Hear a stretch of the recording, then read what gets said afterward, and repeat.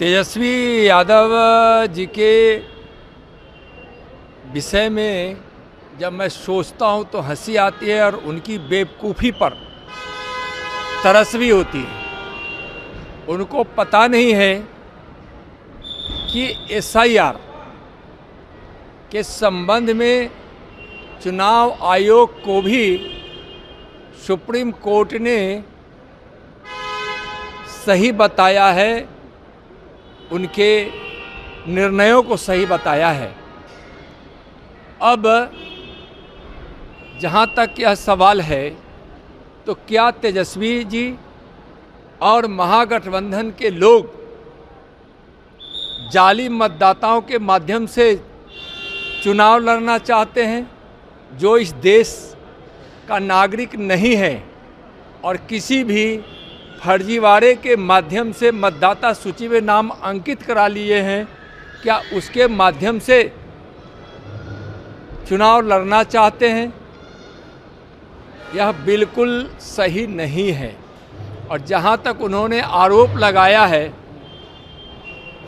भिक्खूभाई दलसानिया जी पर, तेजस्वी जी, आप और आपके पिताजी और माताजी ने सत्ता में रहकर यह साबित किया है कि भ्रष्टाचार ही उनकी नियति है।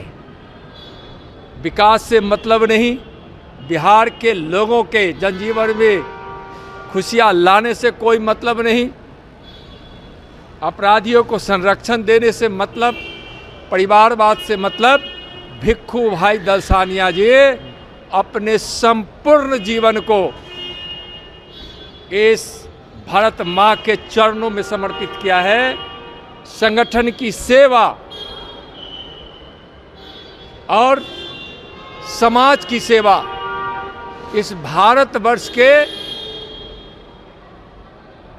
कई राज्यों में जाकर दी है और उनका जीवन जब इस देश को समर्पित है तो उनके लिए गुजरात हो, महाराष्ट्र हो, दिल्ली हो, यूपी हो, बिहार हो, पश्चिम बंगाल हो, नॉर्थ ईस्ट हो या दक्षिण का भारत हो, उत्तर का भारत हो, कहीं भी उनके लिए मायने नहीं रखता है। और 2024 के लोकसभा चुनाव के पहले जब उन्होंने बिहार के लोगों की सेवा के लिए, बिहार के संगठन को समर्पित होकर देश की सेवा के लिए अपना कार्य क्षेत्र प्रारंभ किया, तो उन्होंने 24 में भी अपनी मतदाता सूची माने अपना मतदाता बिहार के मतदाता सूची में अपना नाम दर्ज करवाए और गुजरात से उन्होंने अपना नाम हटाया। उनके लिए गुजरात और बिहार में कोई फर्क नहीं है। तो तेजस्वी जी की यह बेवकूफ़ी, जब एक बार एसआईआर के संबंध में वह पराजित हो चुके हैं, न उनकी बातों का कहीं कोई मान्यता है, नहीं लोग मान रहे हैं, वह उनका विचार सिर्फ तुष्टीकरण के लिए है, अपने परिवार के लिए वोट इकट्ठा कर शासन प्राप्त करने का है।